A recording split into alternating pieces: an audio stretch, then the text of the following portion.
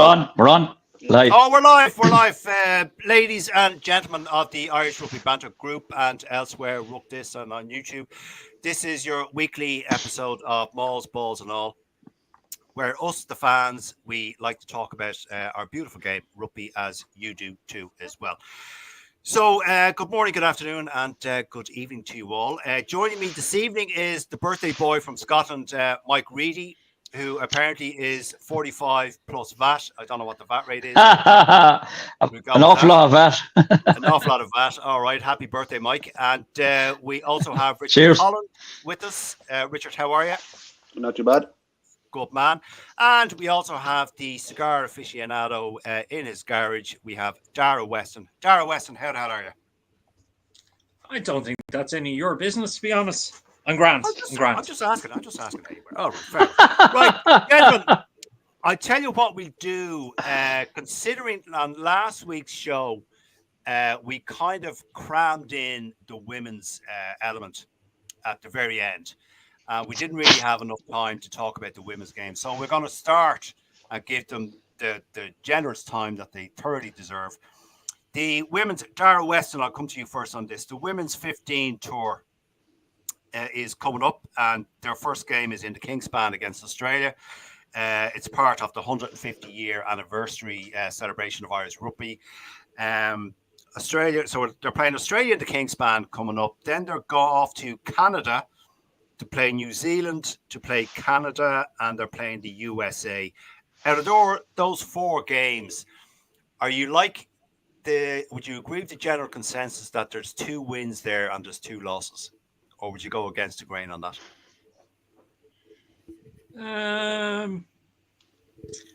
I think there's possibly 3 wins there. Okay, go on. Who's the wins? I think Canada. It'll be a tight game. There could be a win. I think USA also. It'll be a tight game, but could be a win. I'm not sure how many of the Sevens players are in the US 15s, but they're hardly likely to be back after the Olympic success they had at getting a bronze. So could be a weak strength American women's team. And I think Australia up in Ravenhill as well. I think that'll be a tough match for Australia now, playing the Irish women at home. And it's one of those, a full Ravenhill is a lot better than a half full Aviva. So, it's a lot more intimidating and a much better atmosphere. So I think there could be 3 wins in it. All right. Okay. Well, hopefully you're right, and hopefully you're wrong. Maybe there's 4 wins in it, Dara, but unlikely. But at least 3, I should have said. At least 3. Okay. Mike Reedy, the women's 15 tour.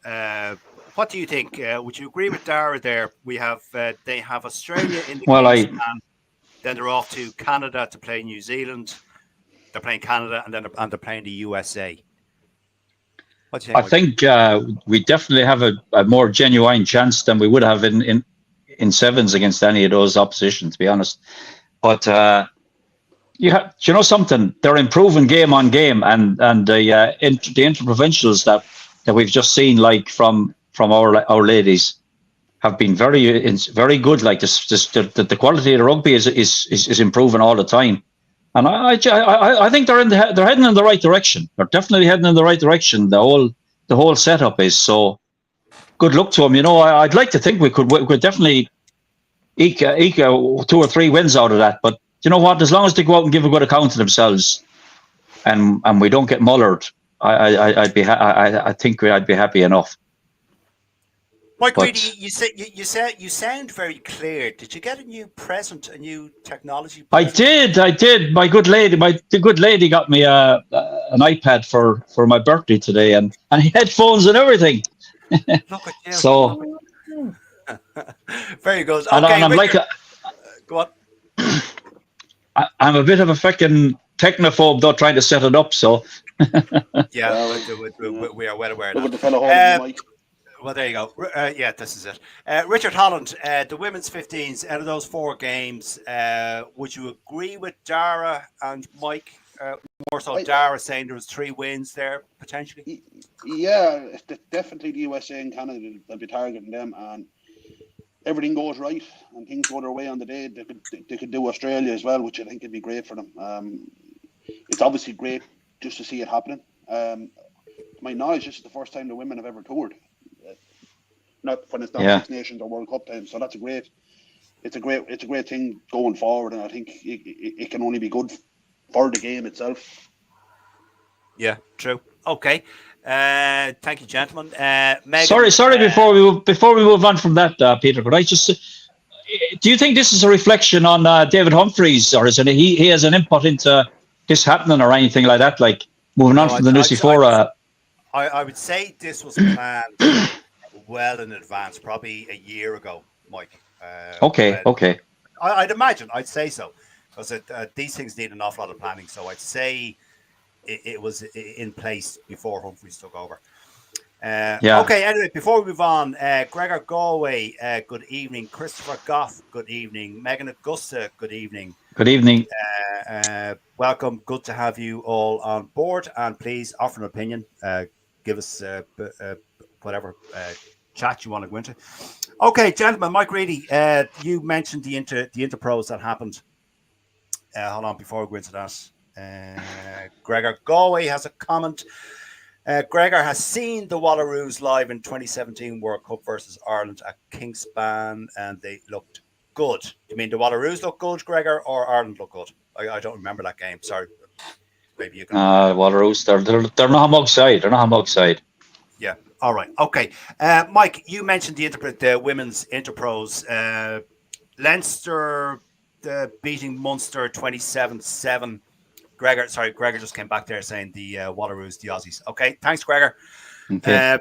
Mike, did you see that game, the Leinster Munster? I actually didn't, Peter. I wasn't able to tune into either of the women's games at the weekend. You told me that. I just couldn't. I couldn't get them on anything, and I tried. I was trying all sorts. I think they were on TG4 or something like that, but yeah, I never saw it. I didn't get to see it. You didn't have your new iPad at that stage. No, I didn't. Yeah. Richard Holland. I know you're a Munster man. The Leinster women beating Munster 27-7. Did you see that, or any of the women's Interpros? I did. I didn't see the first game. I did look at it was a final, effectively, wasn't it? Yeah. Munster, they hung with him for the first half, really, and then after that, Leinster, as even their male counterparts tend to do, just kicked up another gear and blew us away. There's no other way to describe it. Certainly, there's a few players maybe down in Munster are starting to come through. They're quite a young team, which again is good. But yeah, look, it was. I honestly never expected Munster to win it. I'll be honest with you. I know my heart went with Munster, but in my head I was thinking that Leinster were going to win this all day. They put in a reasonably good performance in the first half, and they just didn't come out of the sheds in the second. That's about all I could say about it. Yeah, that's a fair comment, Richard. I'd agree with you on that. Dara Weston, did you see that game? I did. Yeah, no, I'd echo what Richard said. Really, it was it was more competitive first half than the second half, but it was a great finish by the Leinster women. I mean, they basically were clinical, which what you'd expect anyway. But yeah, no, it was a great game. Okay, we go through the others. We had Dara Weston. I'll come back to you. Let me see what we've got. Bath, going to turn just briefly to the men's. Bath 24, Munster 21 in the preseason friendlies. I don't think. I mean, you said it last week, Dara. These preseason friendlies, yeah, they're money in the bank, But would you lend any credence to them, really? Just a glorified training. He came on the second half, right? I think. No, he was on the pitch. Now, whether he came on the first or second, he came on. He was definitely on the pitch. Yeah. Yeah. Yeah.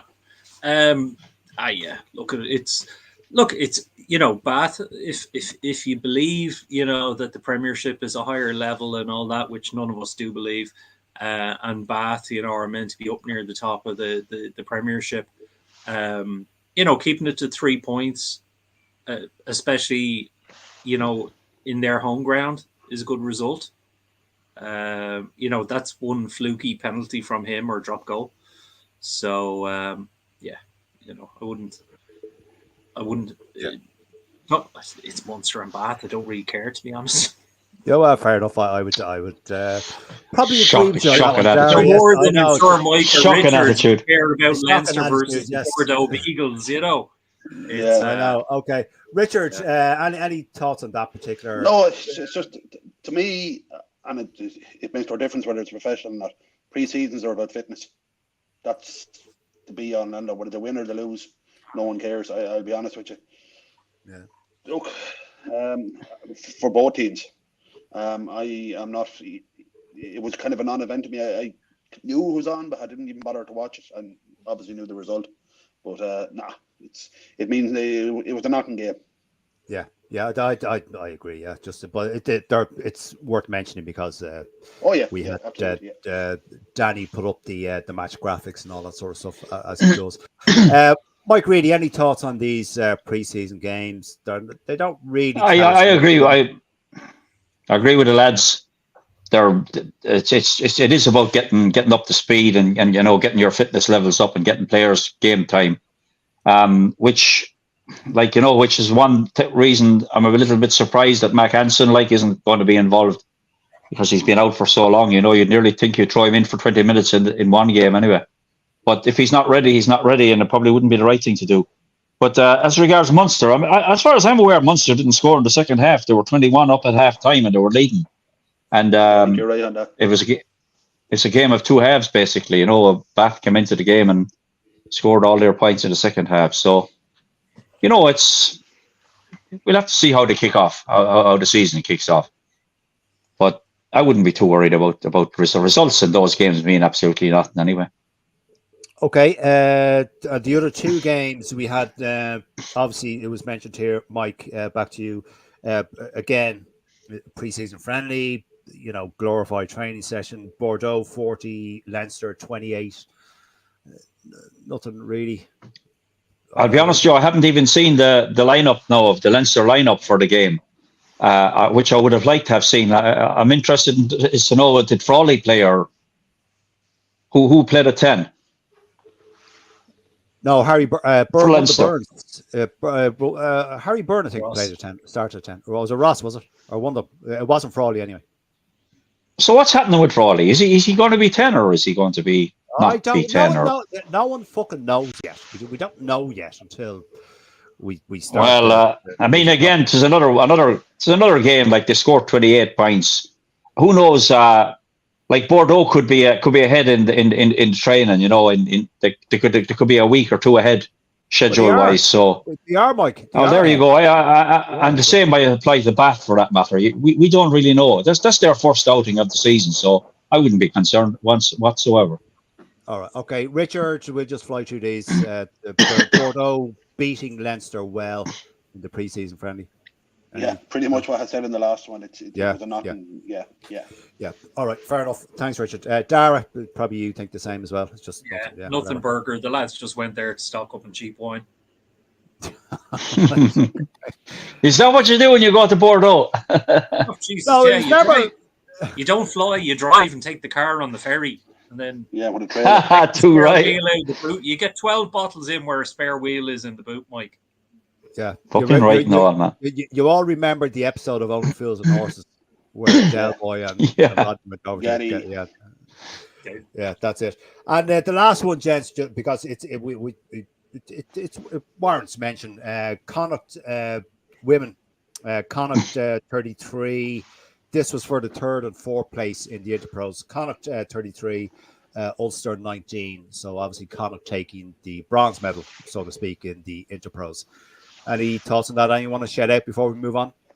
No, I think it was I didn't see it, but I think it's a fantastic result for Connacht, to be honest with you. And they seem to have improved as the tournament went on. They were definitely getting better game on game, and it's great to see all four provinces contesting games, and showing there's something about them all. And we're creating a good group of players now for international rugby, women's international rugby, and it's great. Fantastic. Going forward, there's definitely green shoots there going forward, isn't there?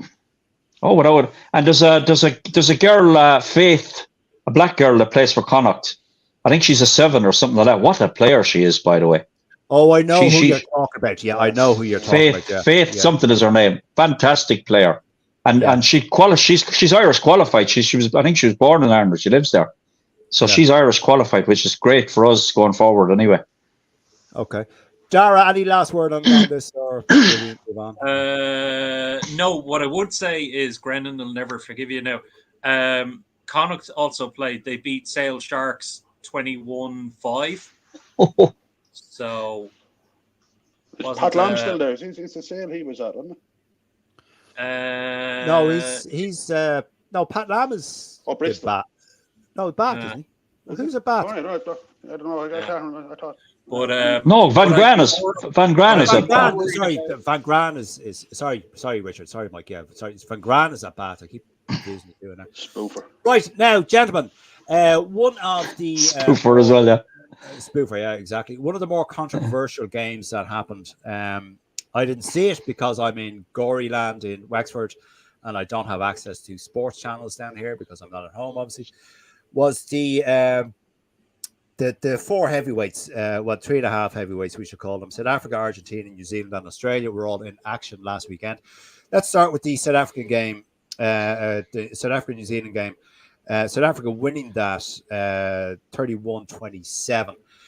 I didn't see it, but I did see one of the more controversial moments in it, and I put it into the group, and it got an overwhelmingly, if I can speak, positive response in the fact that I think it was Bongi or whatever his name was when he crashed over for the try. Manambi, it appeared that he lost control of the ball, and it looked to me like it was a knock on. Now, Richard, I'll come to you first on this. I put the post into the group. It was a screenshot from a Twitter feed. Someone said, knock, knock, who's there? Not a try or something like that. Yeah. And 99% of the people responded in agreement. There was one or two, notably Clifford Crabb, who is a South African, but he's a good guy, disagreed with me. Louis Bibby, who's also a South African and also a good guy, shout out to Louis, disagreed with me, saying he was there at the game, and from his angle, he perceived it to be a legitimate try. Richard Holland, if you saw the game or if you saw that clip, what did you think of that? I did watch that game. I didn't spot it, I'll be honest, until the replay came up, and he lost the forward. There is a separation of hand from ball, just at the point where I think it was the New Zealand number 10 was an attempt to tackle, and that kind of lost. Yeah, it was Barrett. It was Barrett. Yeah, Barrett it was. Yeah, it was Bowden Barrett. Yeah, to me it was a knock on all day, every day. I'll be honest with you. TMO, I don't know why he didn't see it. I mean, the TMO have the power now to be in the ear of the refs. To hang on, you need to look at this, and that's part of their job now. You know. Now that being said, I don't think that's what lost New Zealand the game. I think New Zealand's bench cost them the game. I'll be honest with you. I don't think they were strong enough on the bench. Oh, right. Okay. I didn't hear that angle now. All right. Okay. I didn't. Right. I didn't read that now. Yeah, there was the usual bomb squad bollocksology. Go on, Dara. Okay. No, talk about... I think that's what Richard means by New Zealand bench. We had the South Africans bringing on the bomb squad again, and New Zealand just didn't have depth on the bench.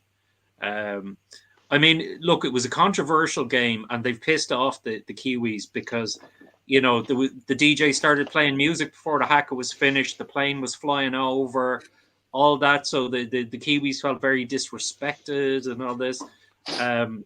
Very, very tight game. I think was it Brace that was reffing? Yes. And there was an Irish TMO. I can't think of his name. Yeah, Neil. I think it was McNeice. Brian McNeice. Yeah. McNeice. Yeah. I'd say he'd never gotten out of the van. I mean, can you imagine disallowing a try that would have cost the Box the match? He never made it out of the van. yeah, look, we've benefited from decisions that have gone our way over the years as well. So, but yeah, I think the next match is going to be very interesting. That'll be fire and blood. I think the Kiwis, it'll be a case of if they don't win, they needn't bother going home. Or they'll be afraid to go home for what awaits them. So yeah, or they won't get the extra shovel of chips in the local chipper. That sort of thing. Scoop. Probably not. Scoop. No. Yeah, no. probably not. Even Mike Reedy, no, Mike Reedy. Did you see that game? And if you did, I did. I watched it all. Yeah, I watched all of it. What did you think of the controversial try that was awarded? Now, take into consideration, Mike, if that try wasn't awarded, it would have potentially have gone the other way. Yeah, but it was that was the early in the game, so it's hard to tell either way. But obviously, if they had that try chalked off, they would have been 5 points. They didn't convert it anyway. But I genuinely thought it was no try, because he definitely. But I've read a report since now by some referee that says the reason it wasn't looked at was because the ball was actually knocked out of his hand by Bowden Barrett. They reckon Bowden Barrett knocked the ball forward by dislodging it from Monambi's hand. But I don't agree with that. I think Bowden Barrett actually hit his elbow. He tapped his elbow and the ball came loose. But the thing is, even if he did regather it, there's no clear grounding. By the way, there's no way you can say he had control of that ball when it was grounded. I thought it was, and what was more controversial to me was the fact it was never even looked at. It was never even considered to be worthy of being looked at. And I think had it been the other way around, that would have been looked at. If the All Blacks had scored that, the box would have gone absolutely to lally. So they would, and they'd be demanding. I agree with what Dara said, that the All Blacks threw it away. Really, they fucking capitulated once the so-called bomb squad came on. They had no answer to it, and that has to be a worry for them.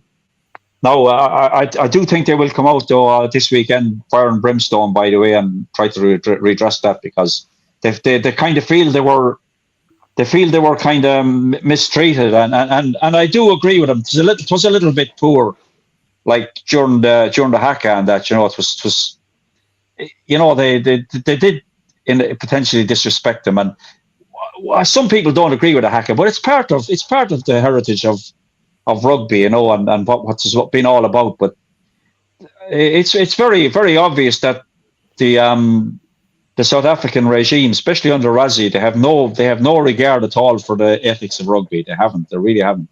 They fucking do everything. They do everything they can to go against all the ethos of rugby, with their fucking so-called bomb squad and their 7-1 bench and all this bollocks. Sorry, lads, but I don't endear. They don't endear themselves to me anyway. That's for sure. Oh, we know. We've noticed. We know.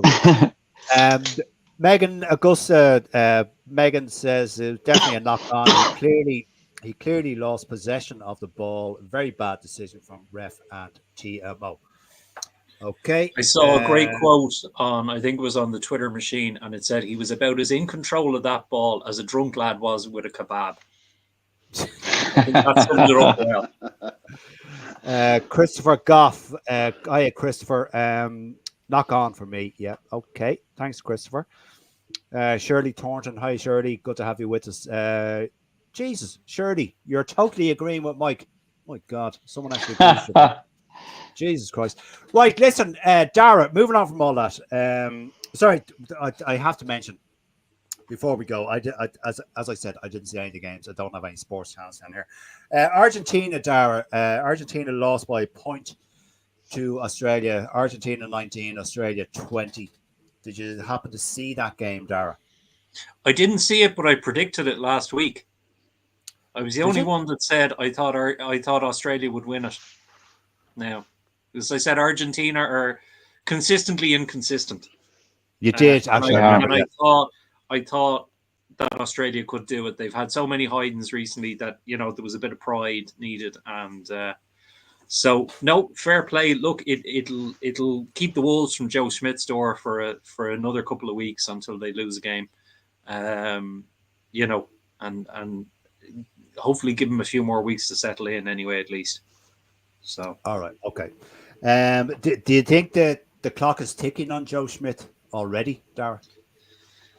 I think given the Eddie Jones era and you know just the whole debacle there, I think whoever took it over, it was a poison chalice, and literally there's feck all patience left. Now the only thing is there's not a queue of people waiting to take over Australian rugby, so it could be the case that there's a lack of options because who wants to take over a team at their lowest ebb, and let's face it, this is the lowest the Australians have been in decades. So, Yeah. you know, Yeah. I think it's. I think Joe will get time, but I think the ARU are very impatient to get results and to get back up where they feel they should be. Yeah, I would absolutely agree with that, Dara. Yes, I think you're quite right. Richard Holland, that particular result, 1 point in it, Australia taking the spoils there. Did you see that? Yeah, I didn't see it, but a 1 point victory against Argentina. I don't know. There was a time where you would have expected Australia to absolutely hockey Argentina, and just didn't happen. Look, the one it does take a little bit of pressure off Schmidt, I suppose. But Australian rugby is a basket case. It's why okay, Schmidt took the job. He had the balls to take the job, but I don't think there'd be too many people in world rugby that would take the Australian job at the moment. But Richard and Dara and Mike, to think about this, 5, 6, 7 years ago, if you said to any rugby supporter, any rugby fan, that there would be a point difference in this Argentina Australia game, Oh, you would have been laughed at. they'd fucking laugh at you and go, "Are you fucking serious? Australia will fucking hockey them. There'll be 20 points in Australia's favour." And now, There weren't. Go on, Mike. Funny enough, I was at an Argentina-Australia game about in 2015, the semi-final of the World Cup, and there wasn't that much between them that day. Now, I didn't see the game at the weekend, but I thought Argentina would have won that game myself. I did say so last week, and Dara is right. He did say he did pick Australia to win it. I think Josh. I think Joe Schmidt is going to be given. I think he's got grace. He's got grace period there. He has to have. They were at such a low ebb after Eddie Jones. Well, the only way is up now. Oh my God! They're. It was just criminal what he done, really. Yeah. Somebody said like it was the lowest ebb Australia have been. It was the lowest ebb. I've been watching rugby for 50 years, and I've never seen such a poor Australian side. No, they were at the World Cup. At the World Cup, they were the poorest probably they've ever been.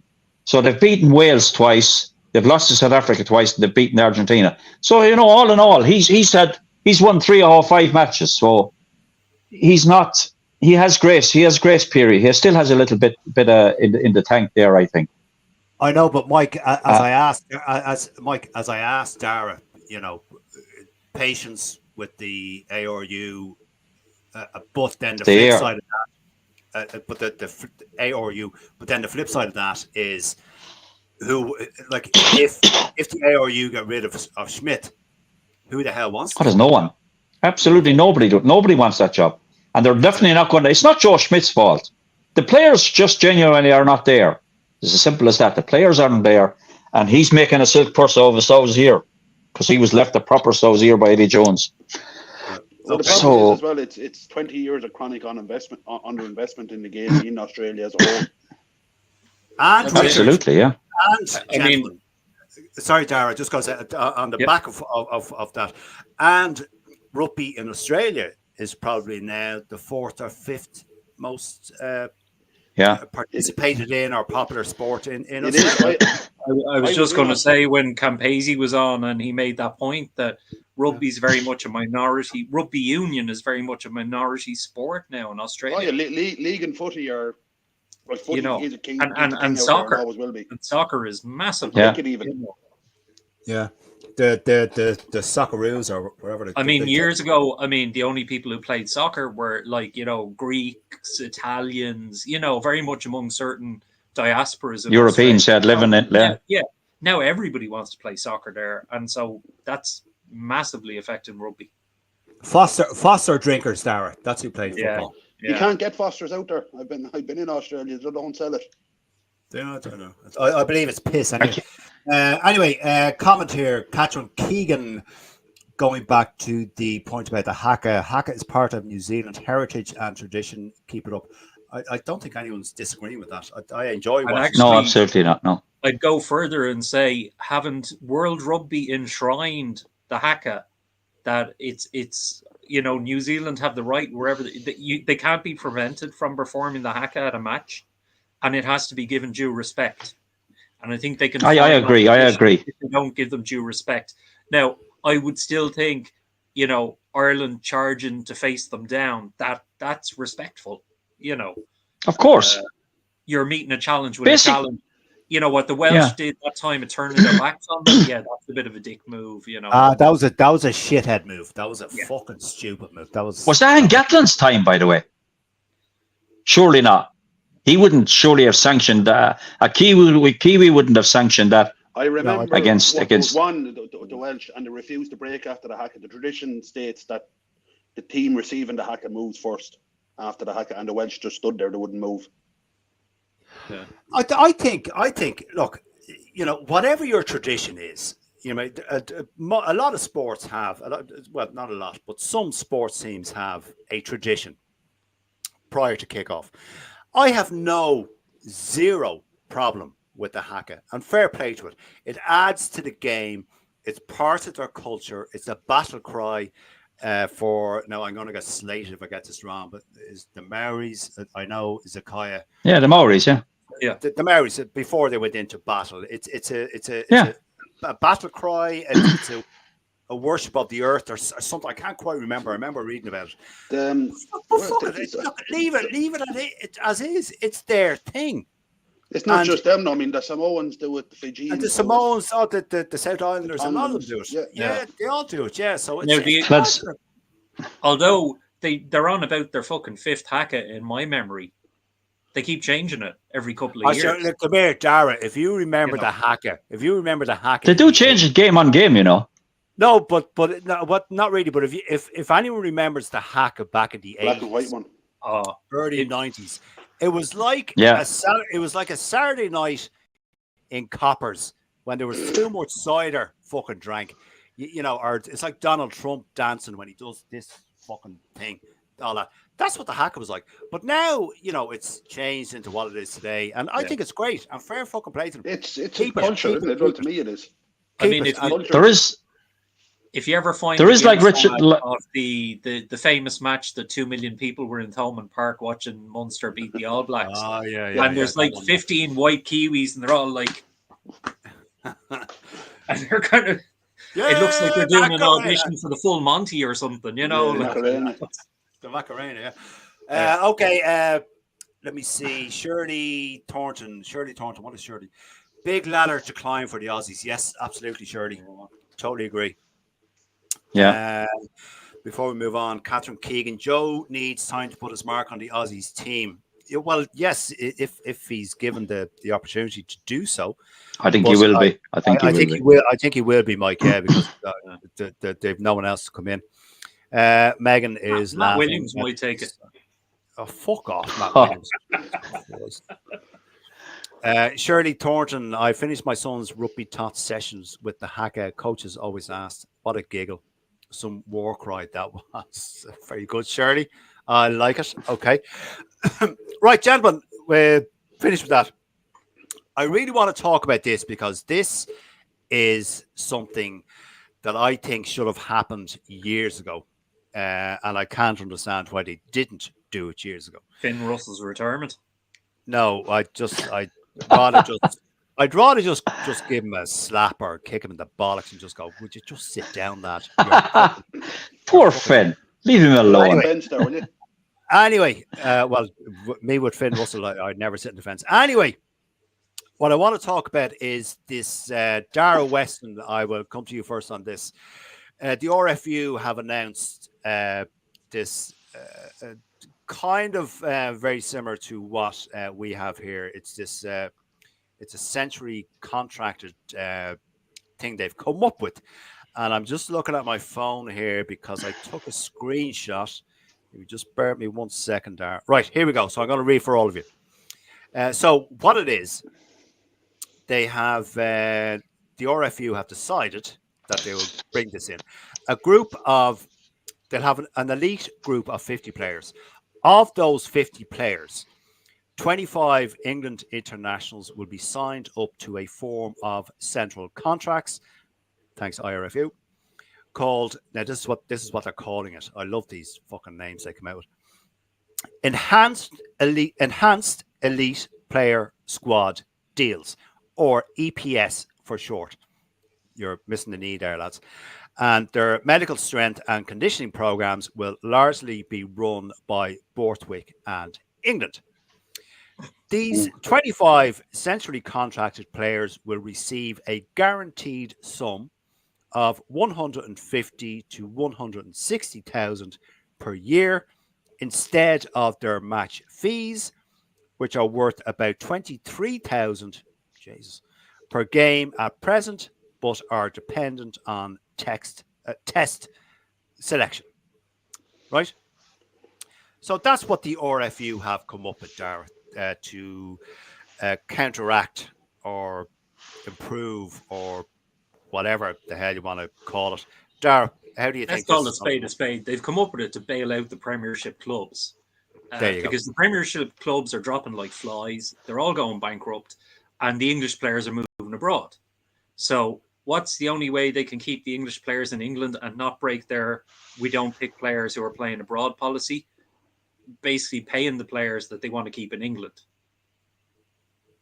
You know, it's you know, is Jason Leonard still head of the RFU? Is he still president? No, it's Bill Sweeney, I think, is the fellow's name. Right, okay. But basically, it's a lifeline to the Premiership teams and the other teams that may come back into the Premiership or whatever, the likes of Wasps, etc. So, yeah, it's basically throwing them a lifeline. Look, lads, we'll pay some of the wages. It's basically a larger version of what Dennis O'Brien did to get Johnny Sexton back from Stad. You know, so racing even or racing, sorry. So yeah, I mean, look, it sounded like a good plan until you mentioned under Borthwick. Yeah, and then that part of it made it sound fucking stupid. Exactly. That's what, you know, that's the exact thought I had. Even if they'd said Clive Woodward or something like that, you'd kind of think, Jesus, maybe it's like too clever. But yeah, I mean, they're basically going to be centrally contracting players to, from what it seems, play for a coach that nobody really wants to work for. Yeah. So you'd imagine the player, if the coaches don't want to work for him, you'd imagine the players probably kind of go, fuck, we're going to have a couple of bad years before, you know, or do they do like the French and just decide, look, we'll just play shit in the Six Nations, and then he'll get fired. But then if they play shit in the Six Nations, they won't get picked for the Lions. So they'll probably have to endure him for another season because they'll want to get their Lions places. So they won't throw away the Six Nations. Yeah, true. Just a comment there from Finan Burke. Hi, Finan. How are you? No relation, folks. Aussies are disappointing, and going back to that, Aussies are disappointing, and change that Eddie made hurt them, but perhaps he was trying to start over with young players, and now Joe is having to salvage pride. Okay. Richard Holland, the RFU announcing they're replicating in some way the IRFU's centrally contracted players setup. And Richard's gone. We wait for Richard to come back. The one thing I would say is we know where the money from the renaming of Twickenham has gone now. Yeah. Yeah, well, that's true, actually. Yeah, good point, Dara. Yeah. Oh, by the way, Richard and Dara and Mike, before Richard, I'll come back to you just 1 second. I'll continue with you. This is going to cost 33 million per season. Just thought I'd throw that in there. Wow. Anyway, go on, Richard. This There were two things come into my head there about it. It's ultimately the IRFU, the central contract system, works because the IRFU owns the provinces. Ultimately, a lot of the clubs in England are privately owned, so I don't know how they're going to work around that. And the other thing is, what did you say? Up to 160,000 per year on top of their club wages.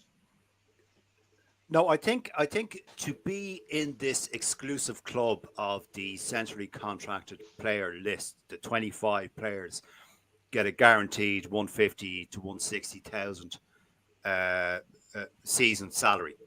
So whatever else they get outside of that, that's the way I'm reading it, Richard. Anyway, no. Just thinking there that that kind of paints England into a corner with them 25 players. They're going to have to play them, whether they're on form or not. That could be a big problem. If you have a player that's not on form, but he's getting 160,000 from the RFU, you're going to feel obliged to play him, aren't you? But and it's club wages, Richard, as well. Yeah, that's what I mean. Yeah, but you know what I mean. It's now it is definitely a measure to try and bail out some of the clubs to take some of the financial pressure off it, and we know that it's there. You just see how many teams have gone bust. But yeah, no, look, it's a system that does work. We know we use it here, and it does work. So maybe it will help them. I don't know. All right. Okay. Thanks, Richard. Thanks, Dara. Mike Reedy, when you're finished playing with whatever you're playing with there. I'll tell you what I was doing. I was calculating, because you said it was 33 million. 160,000 by 25 is only fucking 4 million. So where's the other? I don't fucking know. Maybe they're paying for petrol or diesel or something. I don't know. But overall, it's costing. I know it didn't sound fucking like, but I agree with what Dara said. They were going well. Mike, hold on. It's 33 million per season, allocated over 10 of the top clubs. Whatever. Right. Okay. Whatever way right, they're spinning that, I don't know. They weren't exacting in their definition of that. Sorry, Mike. Go on. I agree with what the lad said. You know, I think it's just a way of appeasing easing the financial burden on the English clubs, because they're all struggling. And I agree with what Dara said. They were going well until they mentioned that they were going to give Steve Borthwick. He was going to have an influence. I thought, oh God, what sort of influence is he going to have? 19 of the 25 players will be with Leicester. Yeah, I know, but I mean, gentlemen, Borthwick has a say. Of these 25 players, Borthwick has a say about their if they're injured, about their medical treatment, how many games they play, all that. I think it's actually a bit more. They've gone a bit further than the IRFU did with the central contracts. Borthwick will have complete say about these 25 players for whatever clubs they play for. I reckon personally, I reckon he'll only have a say until after the autumn internationals, and England are going to be so dire he's fucking gone then. He's not even going to make the Six Nations. Mark my words. Mark my words, who will be in charge come the Six Nations. You could see Felix Jones in there yet. Felix Jones. That's what I said. He's not. Felix Jones will, as discussed last week, Felix Jones will not be head coach of England. Okay. He could be interim possibly if he's the last man left there. But yeah, I'm sure he was offered it before he resigned. Yeah. So they got 100 million for selling Twickenham for 10 years. So that's that money gone and then some as well. They got 100 million over 10 years. Wow. For the naming rights. So there's another 200 million in there somewhere coming out of the coffers or coming from somebody else to fund this. Yeah. All right. Okay. All right. Thanks, Dara. Thanks, Mike. Thanks, Richard. There's a comment there from Mike Sheedy. Mike Sheedy, how the hell are you? Good to have you with us.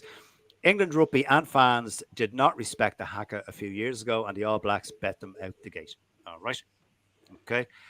Shirley Thornton. Oh, by the way, Shirley Thornton is the mum of Lewis Thornton, who is captain of Sea Point or FC. I think it's under 18s. I think, Shirley, please correct me if I'm wrong. Shirley Thornton, it's Borthwick. If it's Borthwick, they're fucked. Yes. Well, it is. Yeah. Shirley. There you go. I agree with that. Also, Carol Kelly played for. Sea Point. Yeah, he played for Sea Point and won the books. I think Ross O'Carroll Kelly. Did he? He probably did, yeah. Yeah. But if you remember, I had Lewis Thornton on the thing we used to do, the chat at 8. He's a Oh yeah, I saw that. fine young man, an absolute. I watched that.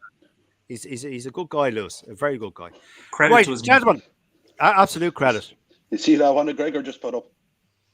Hold on. There's Shirley. Yes, okay, he did. Gregor, Megan Augusta, Felix Jones to be England's coach must be Mike's birthday wish. Ooh. As I said last week, Mike went to school with his uncle in Clonmel, and he is. I know, yeah. 43 waiting on Felix Jones to be the next coach. So not it was his grandfather I went to school with. It was his grandfather I went to school with. Move on. Anyway, gentlemen, excuse me.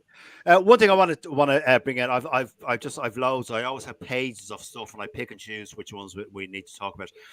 There was a program on. I don't know if anyone saw it. I saw. I didn't see it in its entirety, but I saw bits of it because someone sent me clips. I don't know where actually you see the whole program.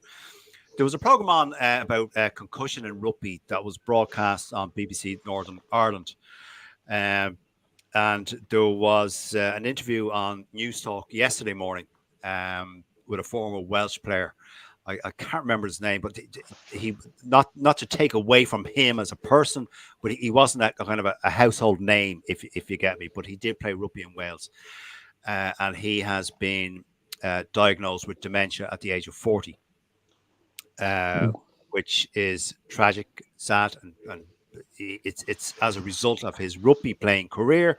He was told by his consultants, etc., etc.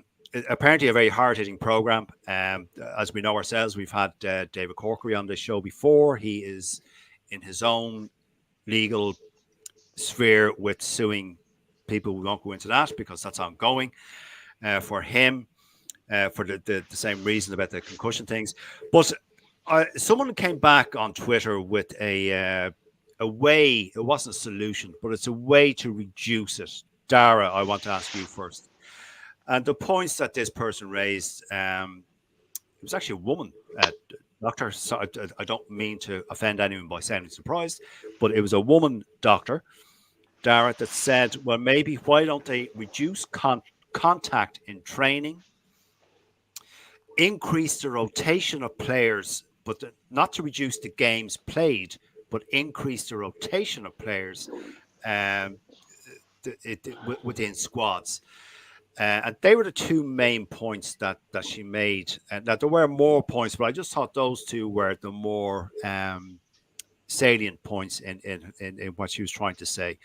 Dara, this is a medical minefield, a sad one at that, but it's a medical minefield for world rugby and rugby in general. Dara. Yeah, I mean, I think I've been fairly consistent in saying that World Rugby are sure fucking idiots. They go on about player protection, and then we see outrageous examples of fellas getting smacked in the head in the game, somebody coming in, with a shoulder to the head or something, and they're not given a card or something. It's not cited. There's no follow up on it.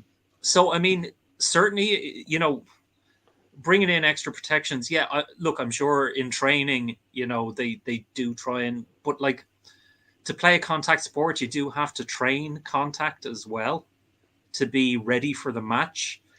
I mean, to allow more player rotation, are we talking about having 10 or 12 subs and having players constantly coming on and off? I can't see that working, but the fundamentals of, if a referee and a TMO miss what, is blatantly, contact to the head or a yellow card is given or something, there should be a panel of doctors reviewing things like that and just giving an honest opinion and saying, yeah, and World Rugby going and saying, okay, 3 weeks suspension, whatever. Because that's the only way you'll make players more conscious about leading with the shoulders, going into dangerous tackles, if they know there's serious ramifications at the end of it. These lads are getting paid big money. They're not thinking long term. They're not even thinking 20, in some cases 10 years away.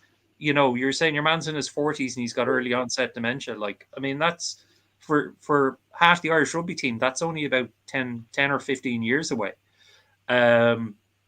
So I think, there's pressure. I think when you're being paid to do a job, there's always pressure, and you're part of a team.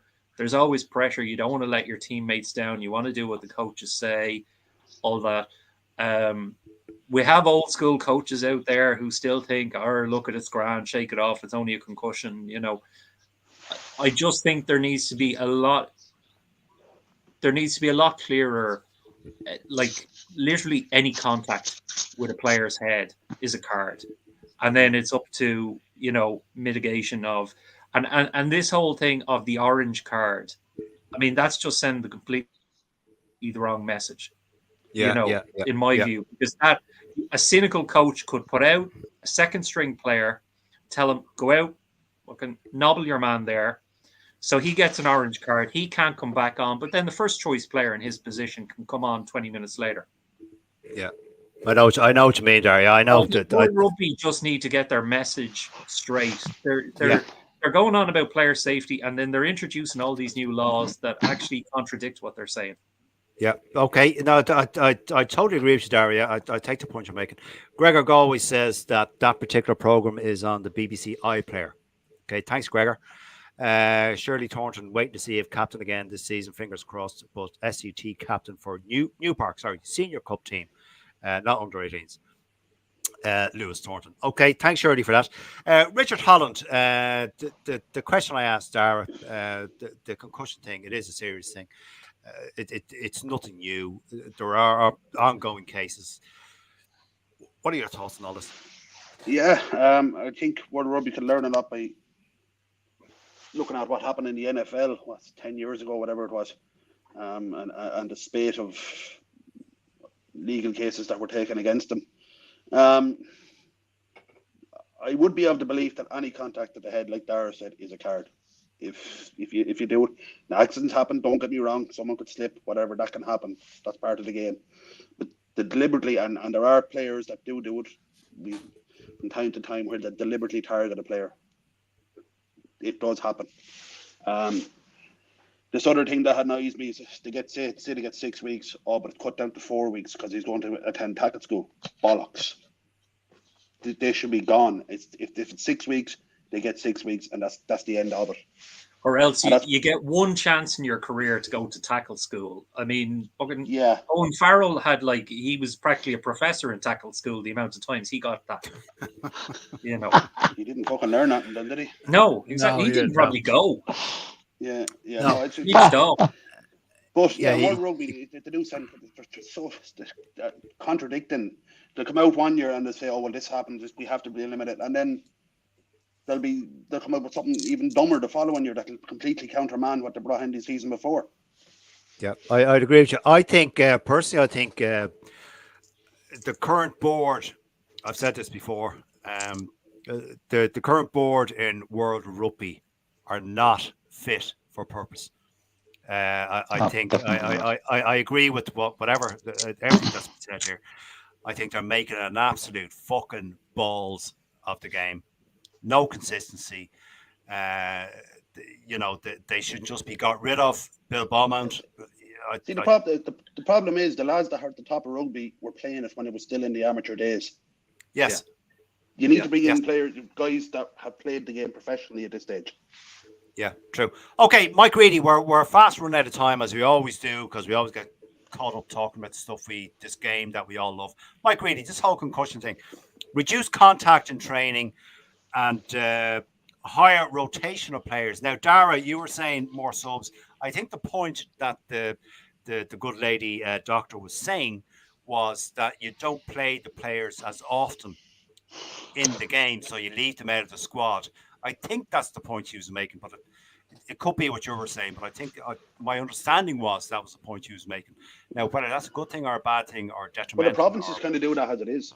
Yeah, but they do, yeah, they do. Anyway, sorry, go on, Mike. I want to get your take on this before we. I agree with the lads. I don't think that's going to solve the problem whatsoever by reducing the amount of time. Mike, your sound has just gone. Your sound has gone to. Is it? It sounds like you're farting while you're talking. Yeah. Okay, I don't know what's going on with that. I'm afraid because. No, stop talking. Is it okay now? No. Are you half plugged out of the jack or at? No. Is your jack plugged in? No. I'm not plugged into any jack. Oh, they're Bluetooth, is it? It's all Bluetooth, but is it no good now? No, your sound is Turn gone, them Mike. off and turn them back on again. Well, I'll turn the speakers on or the headphones on. No, Maybe that's. No, stop Hang on a talking. Microphone, whatever you're doing. Right, I'll turn off the speakers or the headphones. No, I don't know. Just speak someone there now. Perfect. Clear as a bell. Yeah. Clear. Yeah, it's the headphones then. Don't touch. No, I've just turned the headphones off. Good job. I agree with what the lad said. Reducing the amount of game time and also training isn't going to solve the problem. The only way they're going to solve the problem is by eliminating fucking head contact or head contact in the sport, and it's going to have to be done with a matter of urgency, because we're getting to the situation where there won't be people playing rugby. It's as simple as that. People won't let their kids play rugby. It's too dangerous.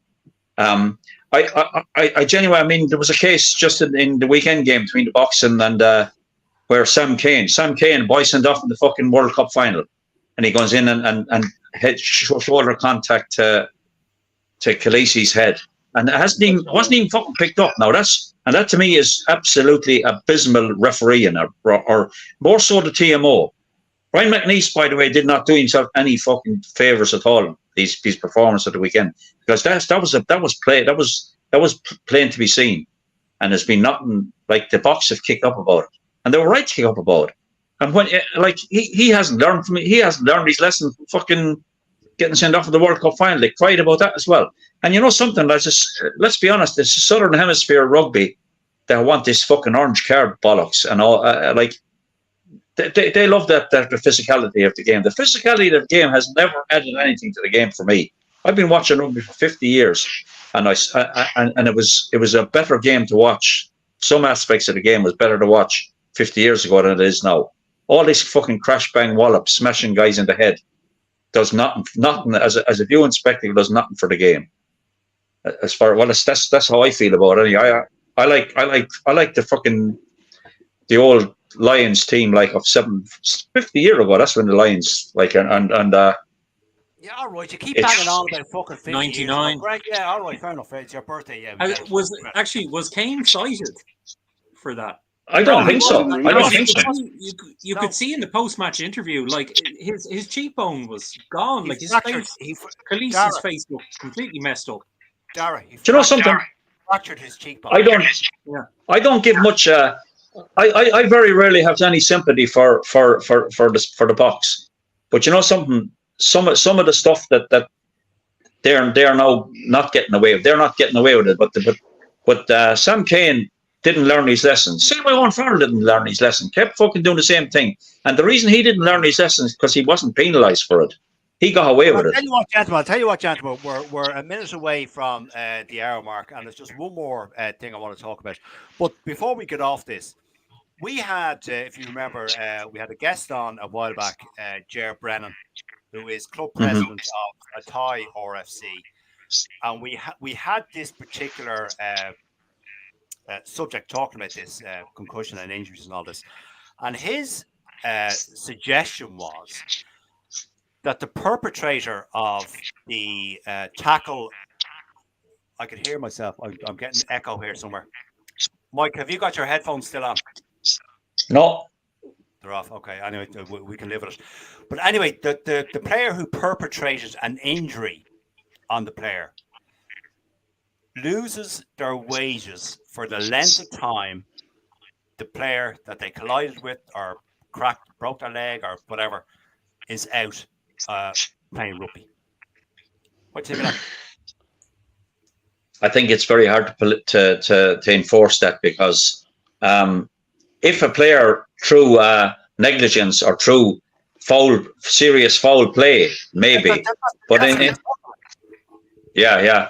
Now there are situations like both of the lads said, where you have accidental head contact, and and even in those situations, mete out a yellow card, so you get 10 minutes in the bin. Mike, no, Mike, I don't want to spend too long on this because we're out of time. Right, okay, yeah.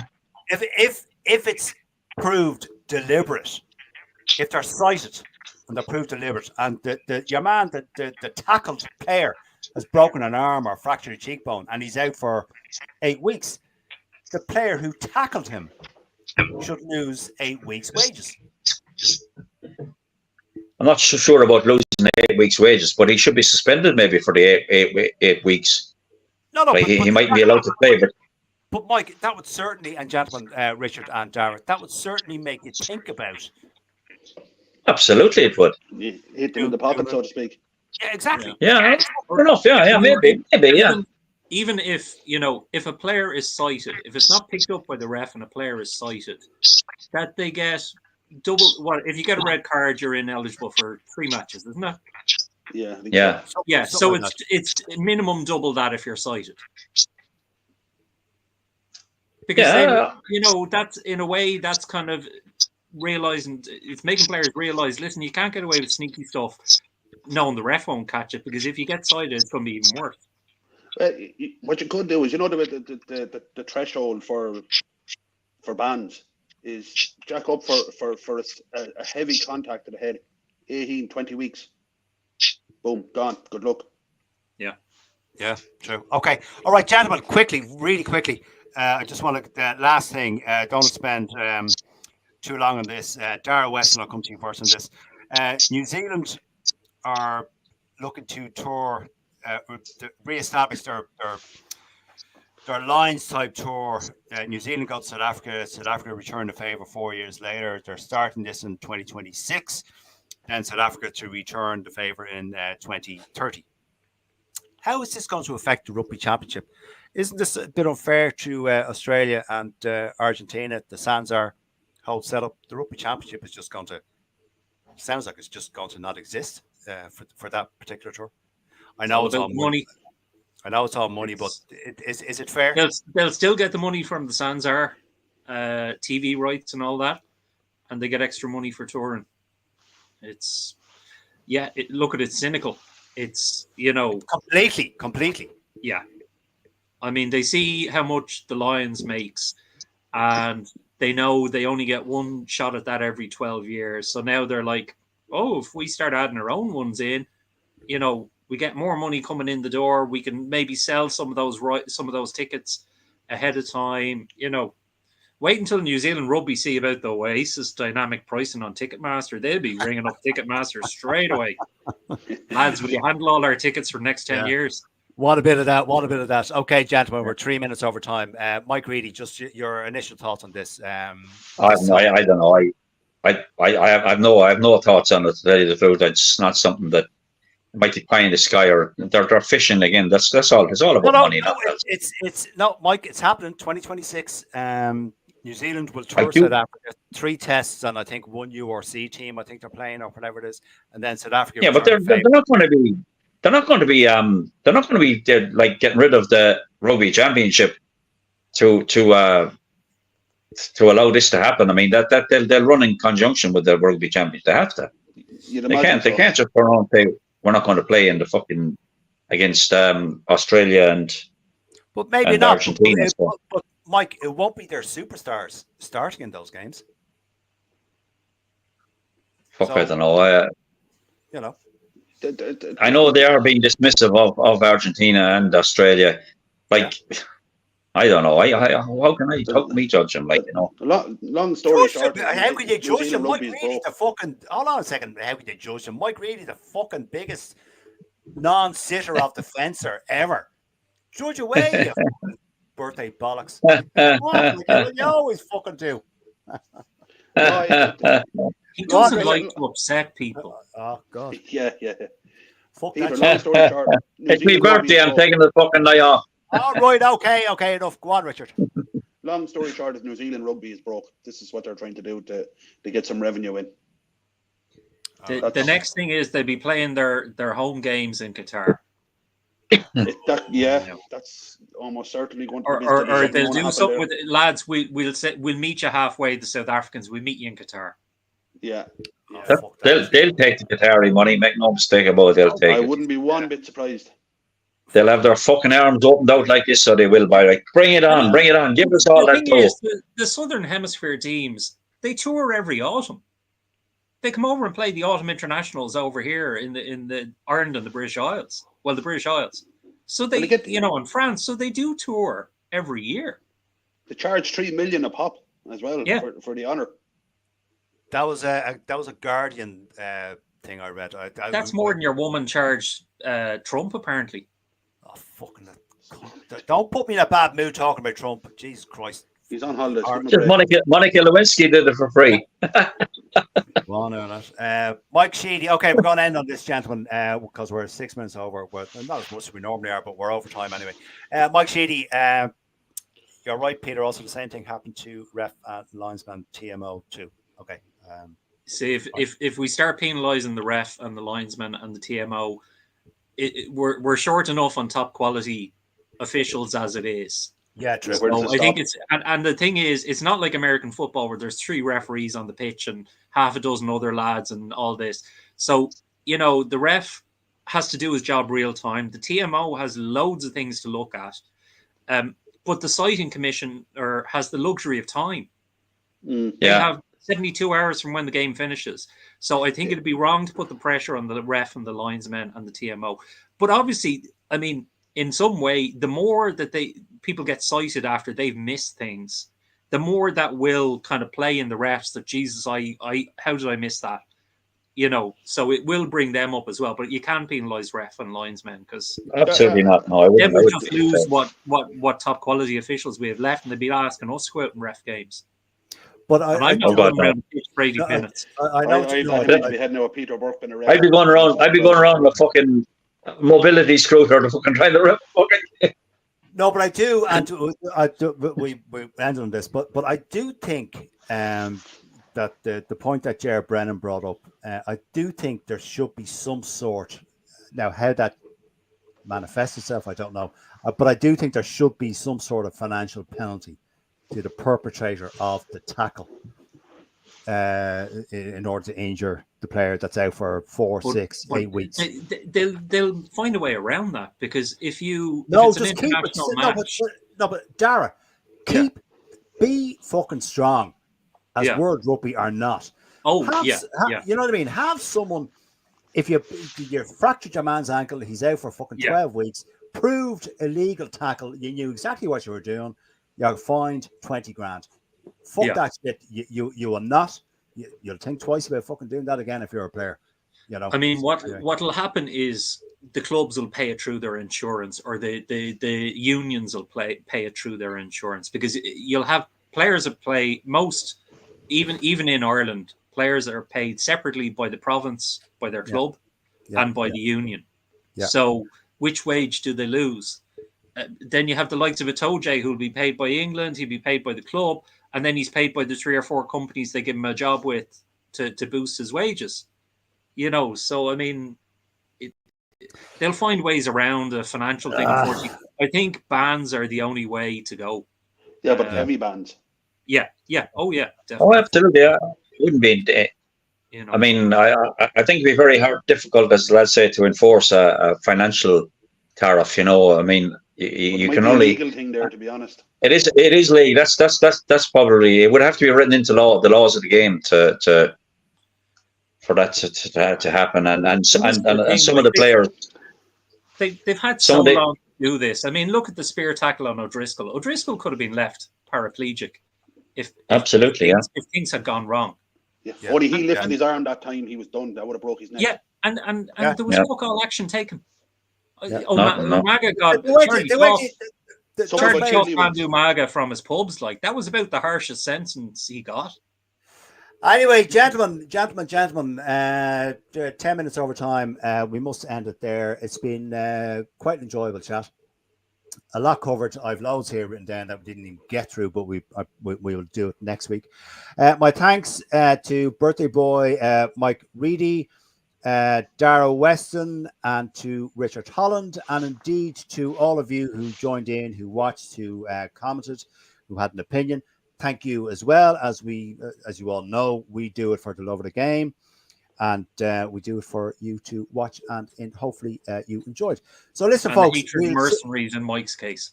And there you go. Our last comment goes to Shirley Thornton. Thanks, guys. Loved it. Thanks, Shirley. Folks, look, we'll see you all. Thanks, everybody. Next week, 8:30. Talk to you then. Good luck. Bye-bye. Look. Thanks to everybody who tuned in. Good night, guys. Happy birthday.